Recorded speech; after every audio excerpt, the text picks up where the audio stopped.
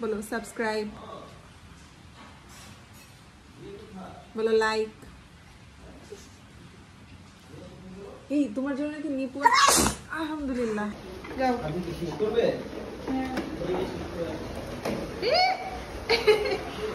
এগুলো কি স্টান? কার কাছ থেকে শিখছো?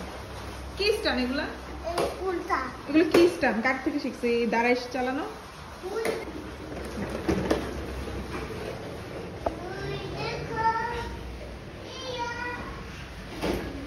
পড়বা কেমন লাগছে?